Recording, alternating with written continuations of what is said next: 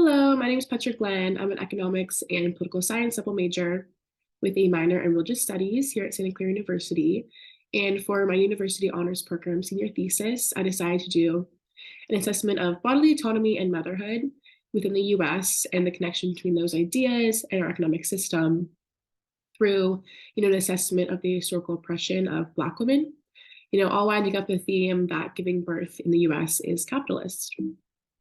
In order to do so, I kind of begin with some contextualization to largely define these themes and to really, go into the theory that is assessed throughout my analysis, largely being that of the idea of surplus value within capitalism and the idea that, two different classes exist within our economic system, those being those that own capital and those being our working class, and how those that are working class don't own capital. And so like what they own in terms of capital is our own bodies.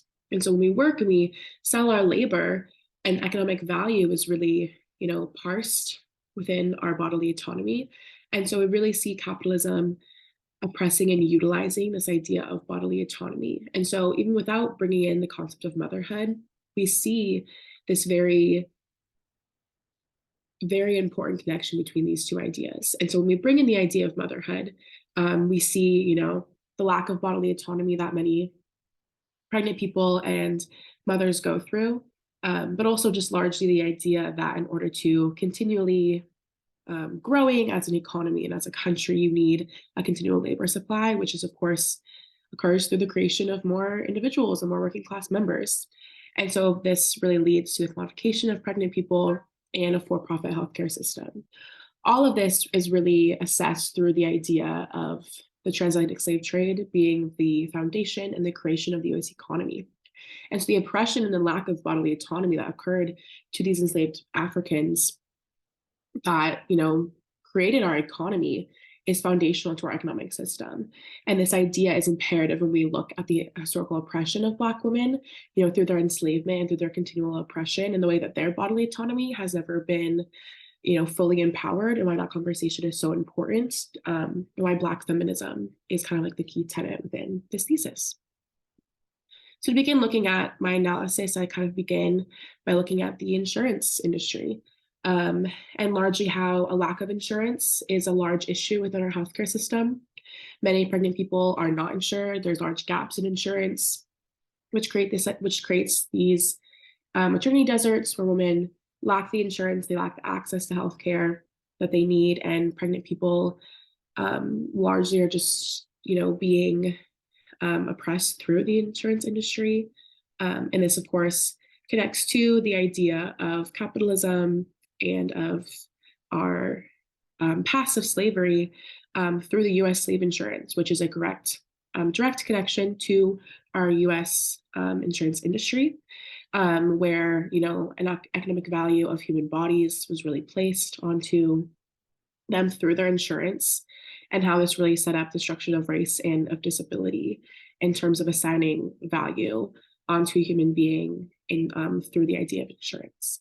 And so that's really where the theory comes into play, as well as the real life experiences of those who are largely uninsured in the US. And this kind of is the first step into really entering healthcare and medical racism. And so a large part of the analysis really occurs in this discussion of the overall healthcare system and of that of medical racism. And so to kind of contextualize this discussion, I kind of opened with the idea of Dobbs versus Jackson that occurred in 2022, and how that overturns Roe v. Wade, which federally legalized abortion in the United States.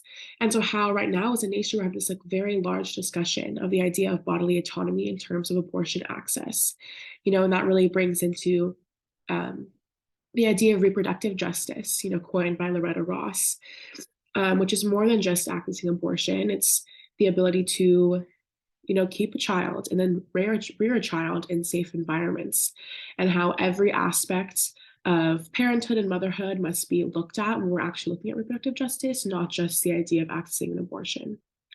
But then, we move into this idea of healthcare and medical racism by saying that while now so many pregnant people and, those that are affected by abortion, lack of abortion access in the United States are experiencing a lack of bodily autonomy and reproductive justice. This is an ongoing thing in the United States, and if anything, jobs just a telling a telling sign of the larger culture of lack of bodily autonomy within motherhood and which the experience in the United States.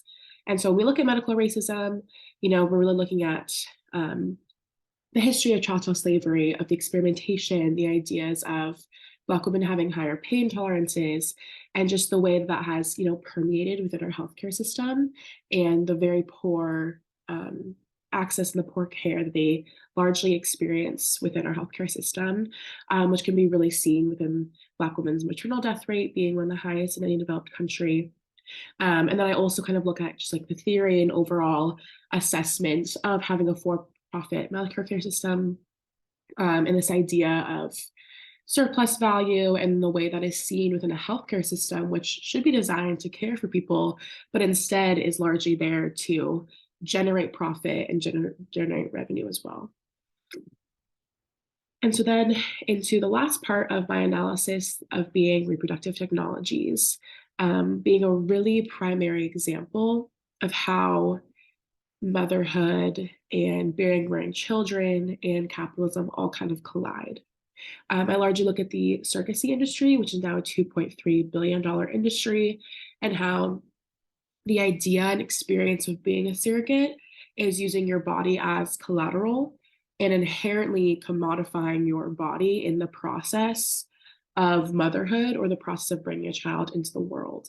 And so I look at that experience, and I largely look at it through the different types of motherhood being genetic, baric, and rearing, and how the genetic aspect of motherhood is typically what we prioritize and what we kind of value the most in our society, as it is directly linked to the patriarchal capitalist need for being genetically tied to another human being, and just that very patriarchal idea that then fatherhood, that's largely it can be like the only element of the process of parenthood that you need to be involved in, because you're not bearing and rearing a child. And so we really see the genetic aspect of motherhood being kind of like the priority within this. And so we see the bearing and rearing of children as less important. And it's really this accumulation of the way we view motherhood in the United States. And this discussion kind of wraps up with the idea of Loretta Ross's reproductive justice futurism, which takes the idea of reproductive justice and it puts it into this context of reproductive technologies and really the future that we see in assigning value to eggs, the experimentation, and just the way that these reproductive technologies will further commodify bodies and completely oppress, Black women and people of color within the industry. And so to wrap up my thesis, I discuss a few alternatives and have kind of a discussion on this very large question and idea of what does it look like to have bodily autonomy within a capitalist system? What does it look like to have bodily autonomy within motherhood and of parenthood within the US capitalist system? And how do we get there? What does that look like? And so a few alternatives are that of birthing alternatives, kind of in juxtaposition of traditional medicine and of medical racism that's experienced in our country.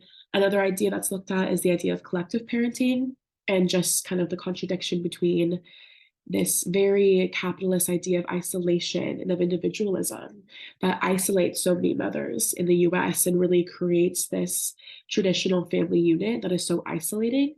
And so the idea of collectively parenting, of parenting in community, of having families that don't look traditional, of redefining family, of redefining love, of redefining parenthood in the US, and how that largely works against capitalism. And of course, I kind of end with the idea of economic liberation and just this overall idea of seeing motherhood and parenthood, of seeing pregnant persons in the US as divine and not through the lens of commodification and of profit. So with that, I just want to thank my mentor and reader, Dr. Yumatsu Cho and Dr. Jagathisan, for all their support throughout this process, and of course, to the University Honors Program as well.